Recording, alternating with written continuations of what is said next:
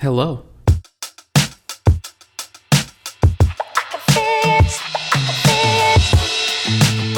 So, I'm on the internet 24/7, all the time. When the internet dies, which it does, because my ISP hates me, I'm left staring at this smug little dinosaur. This guy.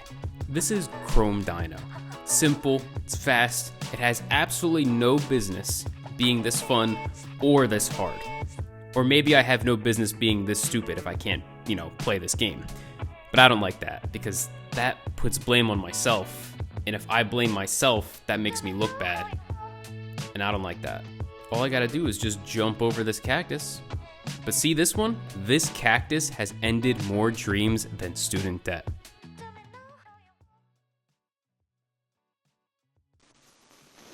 So I figured, alright, fine. If I can't beat it, if I can't get a reasonable high score, maybe I can just make AI that can. Agents are at the heart of most AI systems. They take in information like visual data, sensor input, right? And they process that with a model or some rules and spit out an action, right? Jump, duck, wait, panic, whatever it may be. In my case, I built a super basic agent that grabs a chunk of the game screen, feeds it to a neural network I trained on the game frames, and gets back a decision. Jump or don't. That's the brain part. It's not self-aware or anything. It's not planning a Skynet takeover. It's basically just a calculator with anxiety. Alright, so before this thing can actually learn how to play the Dino game, I have to define its entire universe, which I do using OpenAI Gym. It's a way to simulate environments for AI agents to actually be in, without me having to reinvent physics or build a fake dinosaur from scratch. I made my own environment class called Dino Game, which is like putting the dino in a little padded room where it can run forever and bonk into as many cactuses as it wants until it gets smart enough to not bonk into cactuses. It'll eventually start bonking into birds and maybe bonk into nothing at all. That's the overall goal. So when we look at the observation space, right, this is where I define what the agent can see. In this case, it's a grayscale image. It used to look like this, but then I reduced it to 100 pixels wide by 83 pixels tall. What we like to call potato quality vision. It doesn't get to see the whole game, just a chunk of the screen. That's all it really knows. Hey, real quick though, focus up, all right? That 83 and 100 numbers thing, focus on that because we're coming back to that. Then I tell it what it can do. It has 3 options: jump, duck, or do nothing. That's it. No fourth option like think deeply about its existence. Every frame, it looks at the screen, chooses one of those 3 actions, and I reward it with a single point just for surviving. That's reinforcement learning. Stay alive, get points, kind of like real life, minus taxes. I even added this get done function, which watches for the game over screen using OCR, optical character recognition, to see if the word game over appears on screen, or something similar to game over, based upon how good the model is, to actually say, hey, we're done. We ran into a cactus, we touched the bird. Oh, I can't say that. We ran into a cactus, we smacked a bird. That's animal abuse. We ran into a cactus. We ran into a bird. That's it. I don't want to evolve that anymore. Then comes the brain. I used a library called Stable Baselines 3, which basically lets you plug in a standard deep learning model without melting your GPU from scratch. It also kind of prevents you from coding up your own sort of models when you can just pull from a repository. If you use scikit-learn, it's very similar to that, but it's the reinforcement learning version of scikit-learn. I picked a DQN, a deep Q network, which is like giving an agent a neural network and telling it, look, try stuff. If it works, remember it. If it sucks, forget about it. I also set up a big buffer so it can store its past mistakes, learn from them later, and cry about it in TensorBoard. TensorBoard just lets you see where it is currently in its trading lifetime. Look at those curves. Real models have curves. That's how you know it's a good model.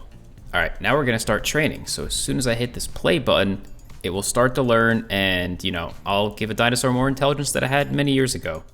So I'm just gonna slowly click this and hope nothing bad happens.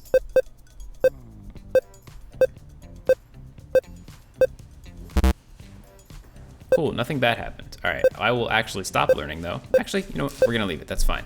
Look at him, he's doing his absolute best. I'm trying to jump over a cactus. That's incredible, that's incredible. I would never jump over a cactus unless it was on the floor. And like a succubi or whatever you call them, the really small ones, the really, really small ones. And look, at first it sucks. It's like really bad. Like it just walks into a cactus on purpose bad. or it just keeps spamming the spacebar and jumping over everything and getting lucky somehow with a score of 109. But that's the point, right? It fails, it remembers, it learns from it, and then it keeps going, and then it keeps evolving, you know? It'll only do slightly less dumb stuff the next time. Eventually, the losses go down, the rewards go up, it stays alive much longer, and starts playing like a caffeinated 9-year-old with cracked reflexes on this game. Now, after training for a while, it's time to take this little guy out the lab and let it run free, all right? Let's just do that for a bit.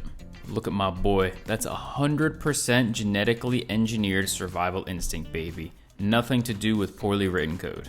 And look, it's not perfect, right? For the amount of time I've given it to train, it probably should have learned to jump over certain birds rather than duck right into them, or even just jump over cactuses for a longer distance. But hey, that's learning. We all start stupid somewhere. He just kept, there's still stupid in him. There's a little more stupid in him. Now, of course, this isn't a train once and vibe kind of thing, right? I ran a couple of different setups to see what worked best, all right? Always have a backup plan. Remember when I said to focus on those 183 numbers from a while back? This is that part where we come back to it. All right, the first setup we did is the one you just saw. I grabbed the whole Dino game screen. Simple, effective, except the edges are kind of full of a lot of this useless white space. And my model, not an empty fan of all this empty space, all right? Absolutely not. Not in my desert. But hey, it still got a score of 474, which isn't, it's not too bad for this little dinosaur. All right, setup number 2. I cropped the view so that just the middle half of the screen is best. And I'm thinking, look, if it only sees where the action is about to happen in this moment, maybe it'll react better and maybe it'll react faster. And let's take a look at our results here. Wow, that actually made it worse. Score of 449. I basically gave it tunnel vision and hoped for the best. Definitely not ideal. We like long-term gains. All right, third setup. This one's gonna be a little different, but kind of the same. No more tunnel vision. We want the full picture, and we're gonna be super detail-oriented. I'm looking to get the maximum amount of desert with the minimum amount of sky. I want everything, but also nothing. Minimal white space. Nothing but cactus, ground, and fear, and a dinosaur. Nothing else. And what's the final score? 567. Dino's out here dodging cactuses left and right like it owes child support. So just from adjusting that window, a little bit of tuning, a little bit of parameter tuning, if you will, we're able to get this model in a little bit better shape. We never just have one setup. We always test multiple stuff. That's the path of a true machine learning engineer. So what did we learn here today, folks? Number 1, AI can play Chrome Dino. 2, it's way more fun when you build it yourself. Yeah, sometimes.